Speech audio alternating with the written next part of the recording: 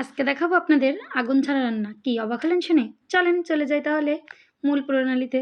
আসসালামু আলাইকুম এভরিওয়ান, সবাই কেমন আছেন? আশা করি সবাই ভালো আছেন। সামিস মামে আপনাদের সবাইকে স্বাগতম।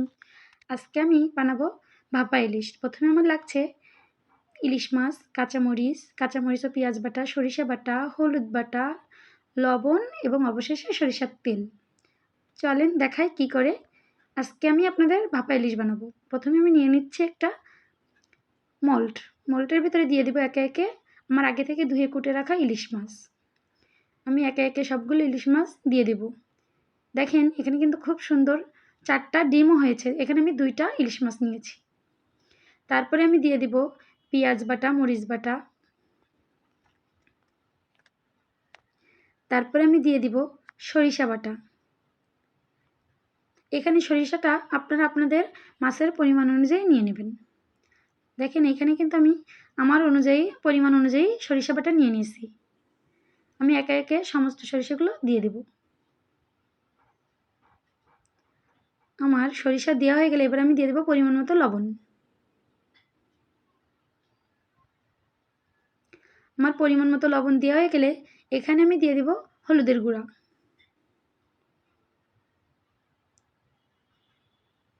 এই রান্নাটা কিন্তু সম্পূর্ণই আগুন ছাড়া হবে, দেখলেই বুঝতে পারবেন। শেষ পর্যন্ত দেখতে থাকুন। তারপরে আমি দিয়ে দিব আমার মাছের অনুযায়ী তেল। আমি এখানে এই যে বাটির 1 বাটি তেল দিয়েছি। তারপরে নাড়াচাড়া করে পরিমাণ মতো দেখা যাবে যে আমি কতটুকু তেল লাগে।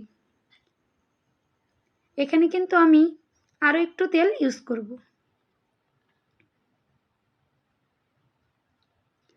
এখানে আমি আরও আধা বাটি তেল অ্যাড করব।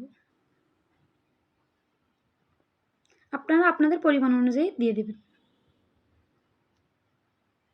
আমি তেল দিয়ে আবারও ভালো করে হাত দিয়ে মেখে নেব। তারপরে আমি সবার শেষে দিয়ে দিব ফালি করা কাঁচামরিচ এবং পানি। সীমিত পানি দিয়ে দিতে হবে যাতে মাছটা সিদ্ধ হয় ভালো করে। খুব বেশি পানি দিতে যাবেন না এখানে। তারপরে আমি দিয়ে দিলাম আগে থেকে ফেলে রাখা কাঁচামরিচ। এইটা দিলে অনেক সুন্দর একটা ফ্লেভার আসে। এবার আমি চলে যাব রান্নার প্রণালীতে। এখানে আমি নিয়ে নিয়েছি একটা রাইস কুকারে পানি। তাতে আমি দিয়ে দিব স্ট্যান্ডের ওপরে আমি কিন্তু বাটিটা বসিয়ে দিলাম। দিয়ে আমি 25 মিনিট রান্না করে নিব। ফিরে আসলাম 25 মিনিট পরে। দেখেন আমার মাছের কালারটা কত সুন্দর হয়েছে। দেখতে যতটাই না আকর্ষণীয়, খেতে ঠিক ততটাই লোভনীয়। এটা কিন্তু খেতে অনেক স্বাদ, অনেক দারুণ লাগে।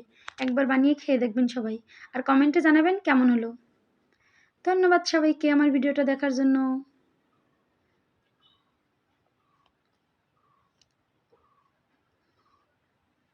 আল্লাহ হাফেজ। সবাই অবশ্যই কমেন্টে জানাবেন যে কেমন হলো খেতে।